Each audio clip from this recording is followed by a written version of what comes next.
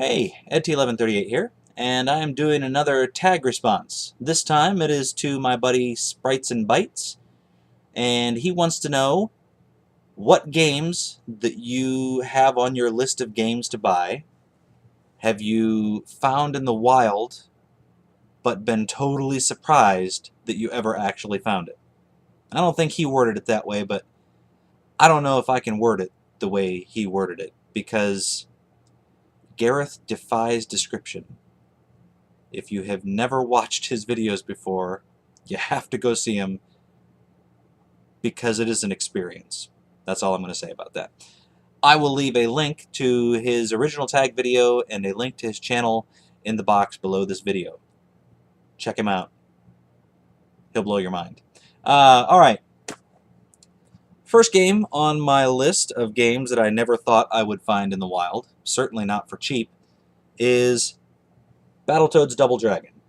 Now, this game is not super valuable, but, you know, it can be a little bit pricey, and you don't see it a lot. And I found it complete, and I found it actually at a Goodwill that my friend Eldon had forced me to go into in this small little town. Really didn't want to go in, thought it was a waste of time, but sure enough, as soon as we walked through the door, there's a glass case filled with video game systems and video games, and this one was part of that. Now, what makes this so interesting is that my friend Cortland found me another one at another Goodwill like 30 miles away, so I've got two of them just sort of hanging out here in my basement with me. Yeah. Never would have expected to find one of those. Definitely never expected to find two of them out in the wild. With that Double Dragon that I found, in all the other games that I had, I also found Streets of Rage 3. Another game that by itself would have shocked me to no end, but paired up with, you know, that game and several others, absolutely blew my mind. Also complete in very good condition, and when you factor in all the games that I got, Battletoads, Double Dragon, and Streets of Rage 3 cost me about $1.20 a piece. So yeah, imagine that, finding this game in the wild for $1.20. Never would have thought I'd find it for that. Never would have thought I'd find it at all. Next game on my list. Now, to be fair, I wasn't specifically looking for this game, but it is a game that I was familiar with, and a game that I would have never expected to find out in the wild.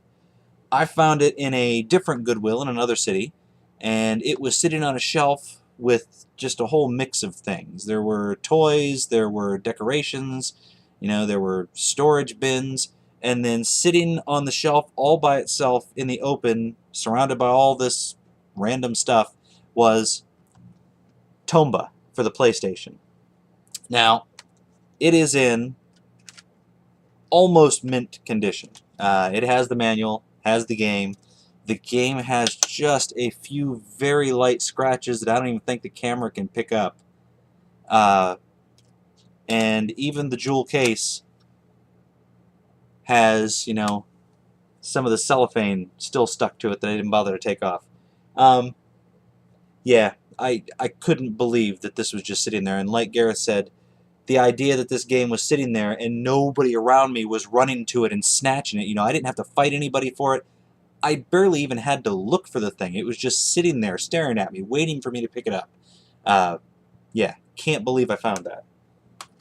Definitely can't believe I found it for $2. Amazing.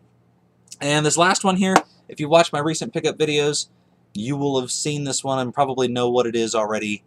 Definitely the most valuable game that I have in my collection.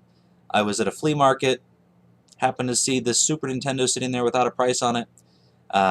There were a couple of games on it. The first game I picked up was Donkey Kong Country. The game beneath that was The Legend of Zelda: A Link to the Past. And then the game underneath that was Earthbound. Not mint condition, but very, very good condition. Extremely valuable game. After I bought it, I did a quick check online. I followed an auction on eBay and it ended up selling for $156. So very valuable game.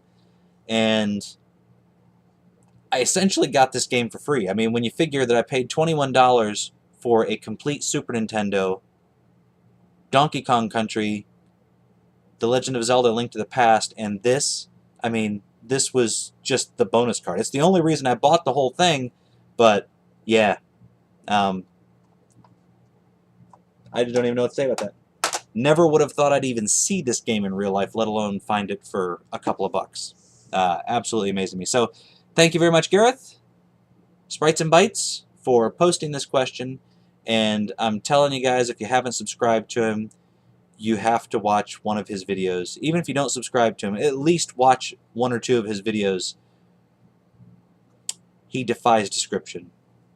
Thanks.